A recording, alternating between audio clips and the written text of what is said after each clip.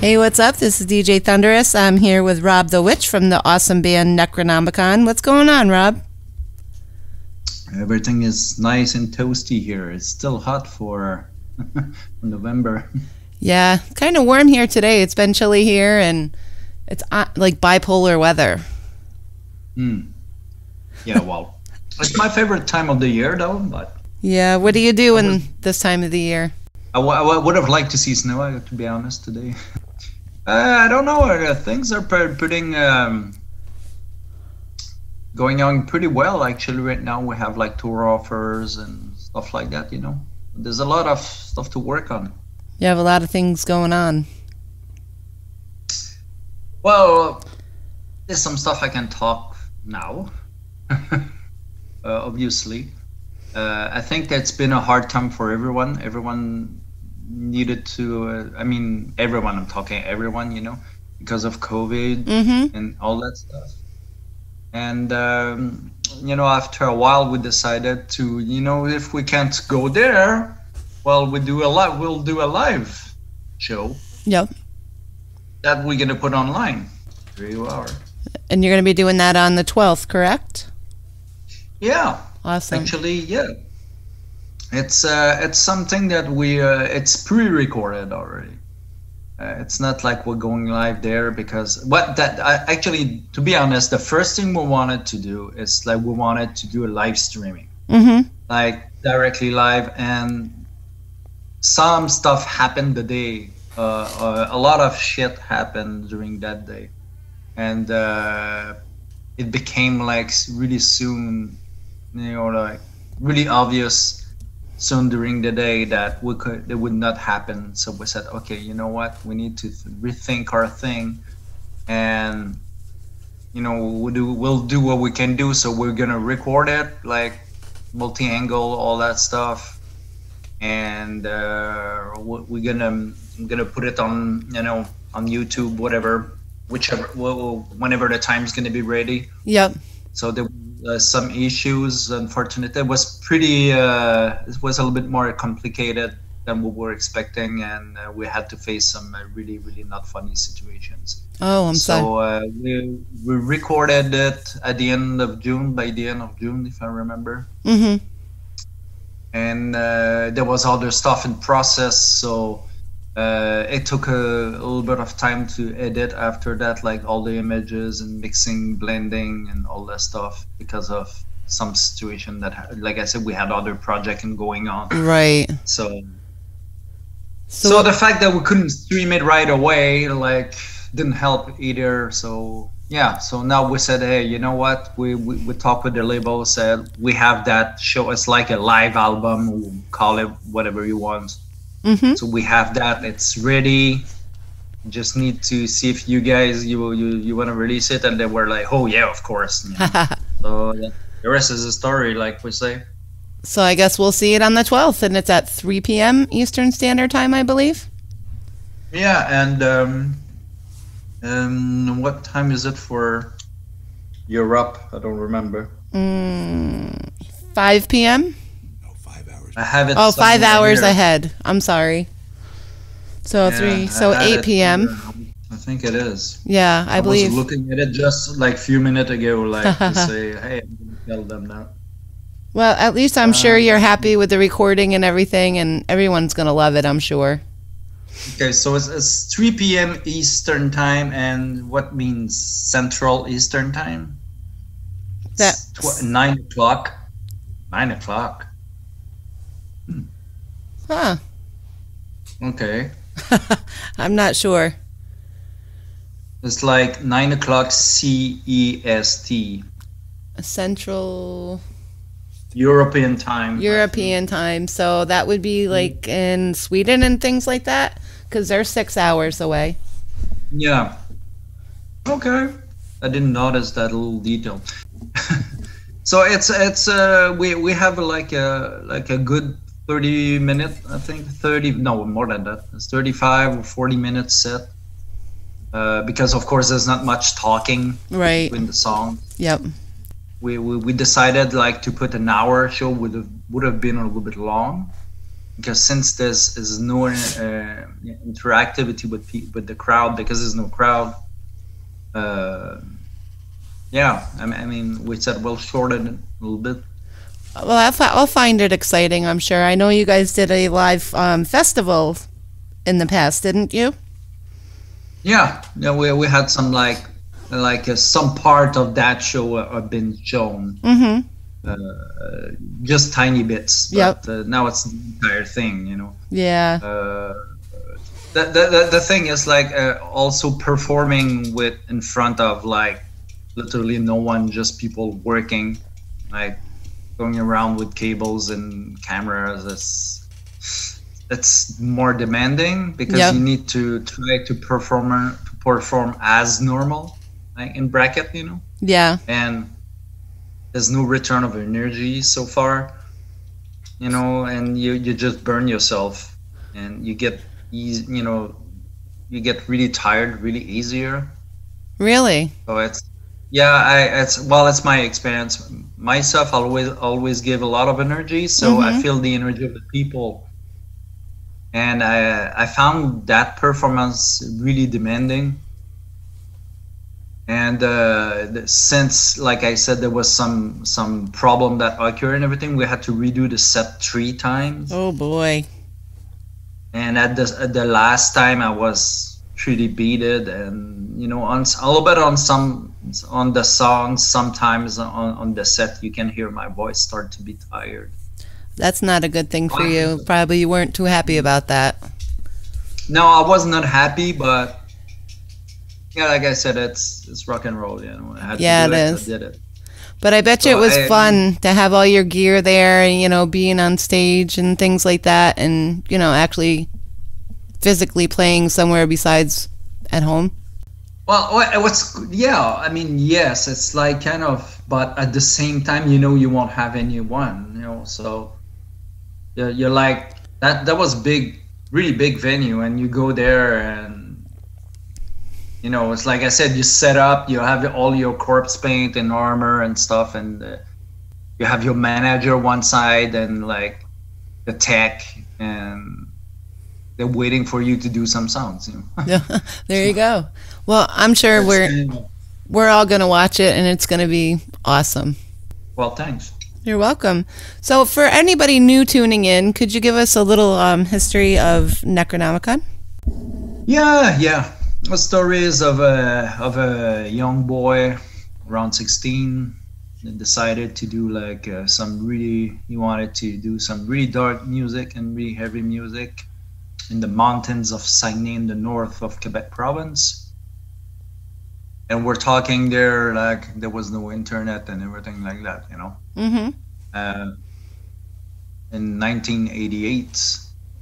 So I just decided to do my stuff. Many years, I should say. Decided to move to Montreal because there was nothing to do there. Arrived there, was there was a little bit more to do, but you know, so I installed myself here, worked, find other musicians, you know, started there, and then started to make contact with like the outside world because I didn't want it to stay here. Always wanted to do music for a larger part of the people, especially metal people. Not, you know, if I wanted to be a rock star, I would literally fail in my career because like my music is not really accessible to everyone. So it's you know, it's a long story, like 33 years or so now. That's been my life project. I didn't do much beside just doing music in my entire life. You know, with COVID situation, things have been changing. It was pretty hard. I took some really, really, really big decision last year. I don't know how the band's gonna go, and also for my personal life, Mm-hmm. because I had a tendency to never really enjoy myself personally on personal level. Just like everything had to gravitate around the band. I didn't care about the rest, but you know, with COVID and all that stuff, and my the possibility that things like would not get back normal on like the next day or the next week or even the next year. I had to take care of like personal stuff. So what I did, stuff that I never did in my life, that changed a lot of things on my personal level. And so now I'm back into the band stuff this year. Not that I didn't do anything, but I was pretty more limited last year, right? Especially our drummers in US, and that was not really easy to we tried to bring him here, and the plane company, the airline started to act like douchebags, and that was pretty. Yeah, they shut everything down. That wasn't funny. Yep. It took another year for him to come here. It was stupid. Anyways, it was a nightmare. I can imagine. So now like things are getting back to normal. We have tour offer, etc., etc. But still, can't wait to do the full stuff again. Yeah, I know. Now, during all this processing, have you come up with any new projects or music or anything else going on? Yeah, there's new music.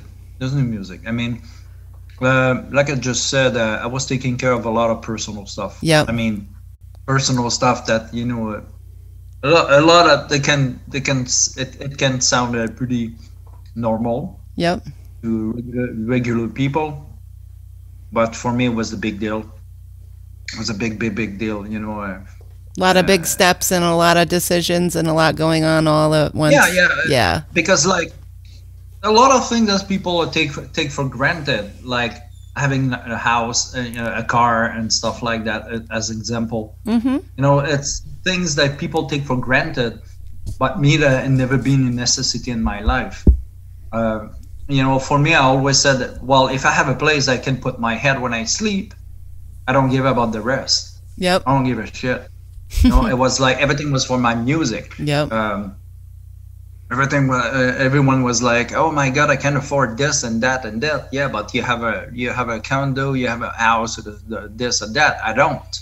Mm-hmm. I put all my money in my band. It's people are where I say, how you been able to afford that? And I said, well, I just paid it. Yeah. Because I had nothing. I had literally nothing. I didn't acquire like I say, cars or stuff like that. So for me, but now it's a different scenario. I decided to really take care of myself. But anyway, I didn't have a choice. Right. It was forced on everybody, and it was forced on a lot of people. Yeah. I couldn't do anything. Mm-hmm. So I fixed that part of my life, and now it's been not been like very long that I started to put like more time on the band again. Like we re-released like a special edition of Pharaoh of Gods. Yep. There's a special pack with the COVID mask and like a special edition pick. Special card that's signed because there's a limited number of that package. It went super great, and everything went super well, and we needed to do something this year. And I said, well, I didn't have time. I have a lot of songs, but I didn't have time to really like put it together. Right. Like, I did so much for my personal life. Like I said, I had to catch up years of doing nothing, and so now I have some songs that are in process, and some are almost finished actually. Well, good. But, we needed something, I wanted to play and all this, and we were trying to do this and that and this and that. So the live situation became an idea that was at first hand. Right. And some issues happened, like with the drummer, like I said earlier. So, but we're really happy because in a way I always wanted to do like a live album, but these days you don't do really much live album. It's more like actually like video. Right. Yeah. So it's kind of an album because it's the length of a full album, a live album, but with no audience. Well, maybe you ought to sell that and, post that on a somehow, like a DVD or something. Maybe we can transfer it on DVD with something else. But when that one day, I'm not sure. I'm not thinking that far for the moment. No. You're just coming back to focusing on the band, and you want to get things done right. It's never been like an option to stop or whatever. A lot of people are debating if they were gonna come back because things never gonna be the same again. Right. Of course, the music industry at whole, really had a whatever hell of a blow on the head. It's been pretty rough for bands, you know. Very hard on the bands and very hard on the musicians. You know, myself, and I never had like a regular day job like for over 20 years. I mean, I had to go back to that in a certain way. It was pretty hard. You know, it was like, wow, you know, it's am I regressing? Am I like, you know, when you're really surrounding yourself like by always music, and you have to go there. You work your, you know, to go further in your music career, and now you have to literally feel like you're going back to square one. It's pretty hard, actually. Yeah, that had to be really hard on you. Yeah, it was pretty hard. I mean, you know, it's not like I fell back like as a burger flipper at freaking McDonald's, you know, because I had like I mean, I can do like well-paid job and stuff like that, but the point is not that. The point is like, you know, every day you have your lunchbox and you know going to do some stuff, you know, and it's not related to what you've been doing like almost all your life. Yeah. So that's even today I'm still thinking about that. Like it's just weird for me. It's just not how you planned it out to be, and you had to struggle in order to figure it out. Plus with COVID and everything. Because, you know, like a lot of people, I started my band. It was my band, and I had a job, and I was doing my best, and then until it took like years, you know. I started to not needed a regular job like around 94, I think, or 95. Not sure. I'm not exactly sure. I don't remember, but it's around that time. And the more I was doing my stuff, and the less I was paying attention to have like a regular job on the side, and I was working less time until I was just able to do taking care of music stuff, you know. Mm-hmm. By doing some, I'm not saying that I was living, you know, like I was paying my bills with Necronomicon music, but I was working also in an agency, you know. I was booking concerts. I was entirely in the music scene. Right. But, you know, it was not on a regular job like everyone, like plumber or whatever, like mm-hmm. carpenter. Yeah, you know what I mean by a regular job. Yes, so, you know, that. So now to get back into having like something, you know, a job that's totally not related to music industry, it's pretty weird. I could have gone back like being like, you know, chief like technician or like managing a venue or anything, but these people are in trouble too. Yeah, exactly. I needed to go somewhere that, you know, I know there's a guarantee. I have a guarantee of work, you know, and I'm covered on many sides. So yeah, so that was, I know a lot of people that are probably in that situations. There's a lot of artists we don't hear much. They have to find out like how to pay their bills and stuff like that, mm-hmm. to be able to keep, you know, going the road. As you make your money on the road these days. There's no secret that's not selling albums, you know. Right. It's just crazy though. I'm just glad that you're back with doing your music and doing what makes you happy. Well, I can't wait to have like things going back, like having tour and studio booked and everything. Mm-hmm. I'm really craving that right now. Well, I think you'll do it then. You work hard on those things, you know. Yep, going there. Yep, it's going there. Exactly. So you did say you have new music and you have more projects going on. Do you have any videos going to be releasing soon or anything? As for video clip, we have some meetings that are not set yet. About I have like ideas like it's impossible to believe. Then I need to put a lot of stuff already been put on paper for years.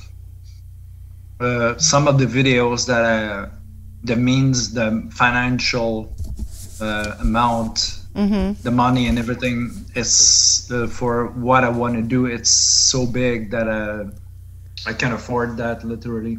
Right. So I mean, trying to find a way to see if we can have like a third party involved who could like finance a huge part of the money for that, because like it's not like a typical video clip like a in the hardware and like just it's. I like people liked a lot like the last video when I have like stories at the same time, a little bit in like in the 80s, you know. Yeah. Now, do they even do that anymore? Well, some, I think. I'm not sure. I'm not watching a lot of video clips. I know our video clip, like 1,000 Masks, was pretty much like that, you know. I like that aspect. I like doing that. It's like you're doing a movie, but right. And you have your theme. Short. Yeah.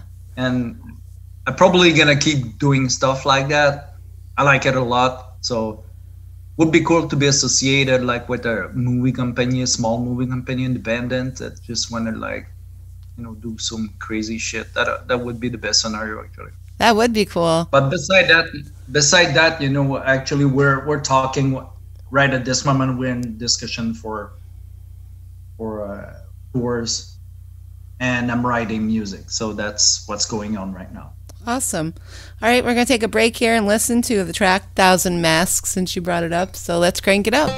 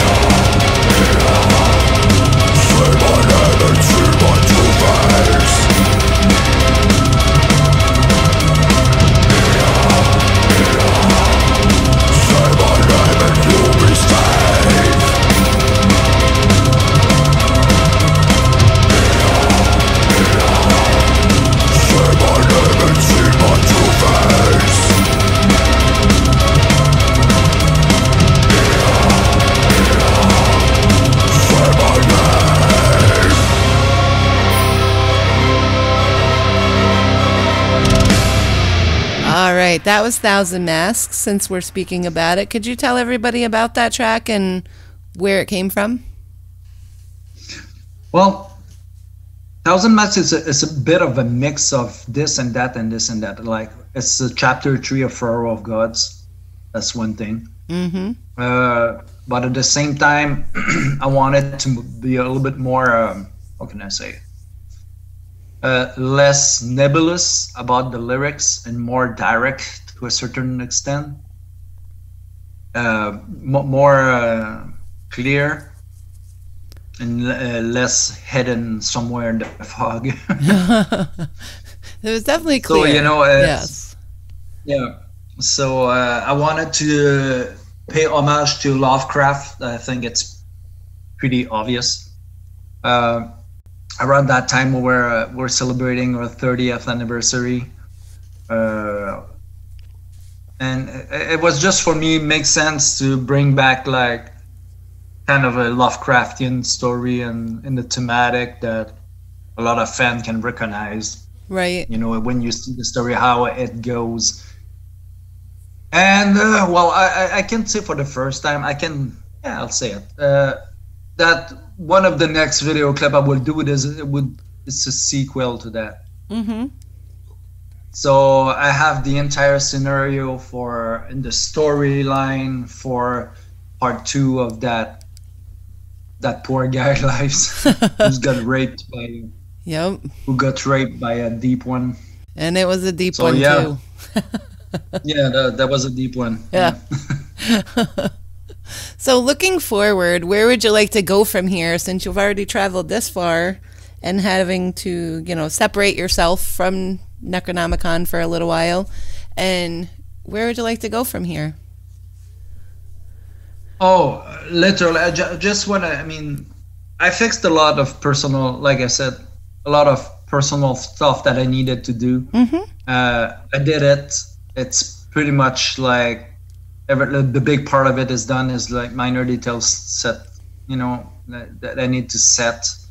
And now I'm really, really opening. I opened the door. Like I have a brand new studio, in my house.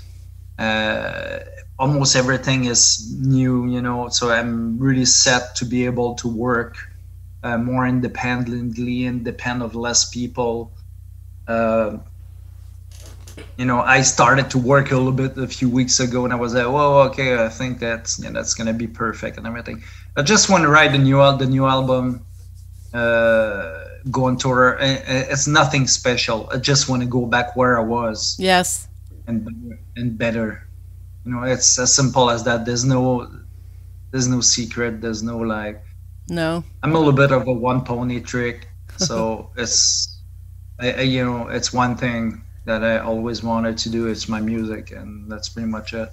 So the album Unus, let's discuss that. Unus. How could you say it for me, please? How am I saying it Unus. improperly? Unus.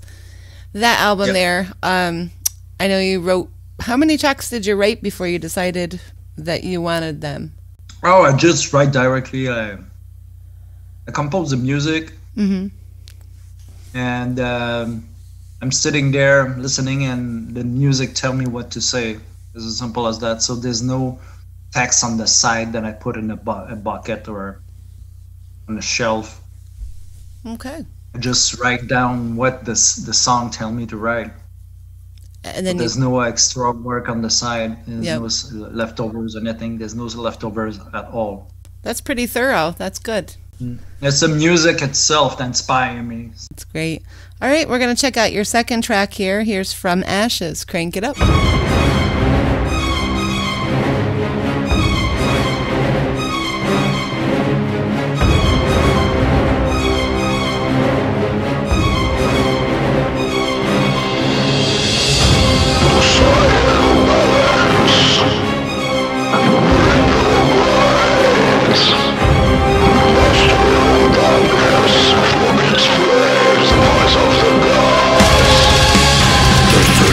Destiny of power.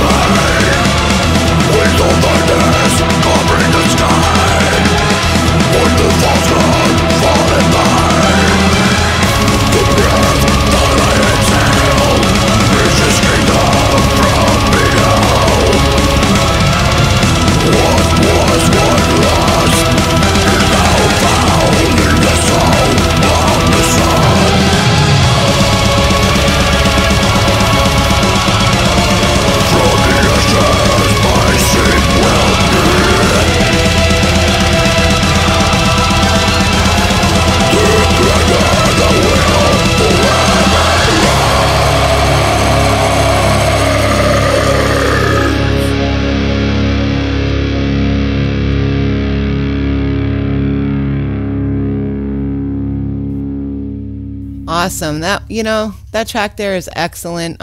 Is that included on the live stream that you have coming up, or what's included on that? Oh, it is? Yes. All right. Well, definitely going to have to listen. We opened the show with it. Oh. We opened the show with it. See, I think we know you by now, huh? So yeah, we opened the show with it, and with the intro and everything, and we really tried to do a show like typical necro show. So there's like some sections, or act 1, act 2. So we have like intros and everything. Of course, if I could have, I would have put like full of other stuff, but the more stuff you put, the more trouble you can have. That's for sure. So what kind of gear do you guys use for recording and, playing and when you're on stage? Me as a player, I'm a Marshall guy. Always been a Marshall guy, and I think these new technologies like camper and stuff like that, I don't know, there's something bugging me with that. I have like one of these gizmo, like it's called Mooer, and it works well, but I pass it to an amp, and actually I had problem with it on the actual shooting of the live. So I don't think they're super reliable. That's my point of view. I mean, it sounds okay, but nothing beats the real shit. So, I'm still playing with Dane guitars. I've been with Dane guitars since 2011. Yep. I'm nothing to complain there. I'm really happy to be part of the family. We have Mapex as usual for drums. Always been with Mapex for the last 10 years, I think. And our new drummer also is like with Mapex. And live, I'm not sure what we were recorded with. I think there was something like, I'm not sure the kind of gear that the guy, the soundman rented, but so better than me. How did you find the new drummer? Oh, it's really simple. Where we received we received like a new drums from Mapex. Yep. And we just asked online. We just asked if someone wanted to try it. That was easy, and you're lucky. It's as simple as that. And the guy was there. Yep. He said, "Yeah, we'd like to try it." I said, "Okay, you have send me do a freaking playthrough of 4 of our songs or 3 of our songs. I don't remember." Yep. And you have that much time to do it. Send that to that email. He did it. Got the job. That's awesome. Talk with him. Got the job. That's great. And he's been a full member of the band. It's been over a year now. Well, doesn't show that much because, of course, there's nothing going on. But well, you did say that you have some good requests coming up for you guys to do some live shows. So hopefully that works through. Oh yeah, that's gonna be awesome. All right. So do you have any merchandise available, or the Unus CD where people could purchase it? Yeah, Unus CDs available at Season of Mist. Pretty much all of our CDs are available at Season of Mist, from Rise of the Elder Ones to the new one, Unus. But the previous ones are in process of being reprinted. We're working on that. It's been already a year. We're working on that, and we have like the Pharaoh of God as proof that we had the Pharaoh of God's special edition as was printed last year. Yep. And that's available at Necronomicon merch store that you can see on the Facebook. There's a little shopping button, and the pack is available there. There's a new T-shirt that's going to be available in I think the next days. I'm not sure. It's for the live Vivus Verum T-shirt from the live. Nice. And yeah, we're gonna announce it. It's not there yet, but actually I need to make some phone calls. Not too long about that. They left me a message this morning. Oh, there you go. So yeah, for the merch is on the Facebook. There's the button like for shopping, and it's going directly to Loud Tracks. That is our official merch store. Yep. For us, a bunch of other bands, but yeah. That's great. And it's also on Facebook, your Necronomicon official, correct? Yep, Necronomicon Metal. Metal, okay. Necronomicon Metal on Facebook. And of course, we have like Instagram that I'm not sure. I'm not a really big, I don't know much about that. It's the Instagram_CA. It's it's us, and we're started to post some stuff again, pictures and this and that. Good. Well, I look forward to the stream coming up, and that's on the 12th at 3 p.m. Eastern Standard Time. Is there anyone else you'd like to give a big shout out to, or anybody you'd like to say hey to? Oh, in US, I would say like my buds that I miss. Like there's a lot of people I miss in the States, like Obs from Suffocation. Yep. David from I'm Morbid, ex Morbid Angel. Good friends like that I like to, when I'm on tour, we always have a little bit of time, catch up and stuff. Right. I mean, I miss a lot of my friends in Dimmu Borgir also. They've not been active for quite some years now. Mm-hmm. It's been a while. I haven't didn't get any news from Silenos. As a really good friend of mine for like over 20 years. So, wow. Stuff like that, that's pretty much it. Well, we could always get together at our house and all of us have a party here. I'll invite any of them here anytime, including you. All right. Well, could you do a shout out for the radio station for us, please? Yeah. All right. Could you just say your name, your band name? You're tuned into MetalDevastationRadio.com, where metal reigns supreme. This is Rob the Witch from Necronomicon. You're tuning to MetalDevastationRadio.com. That's cool. Thank you very much, Rob. Excellent. Okay, thank you very much, Rob. All right. Take care. Have a great day. Be safe.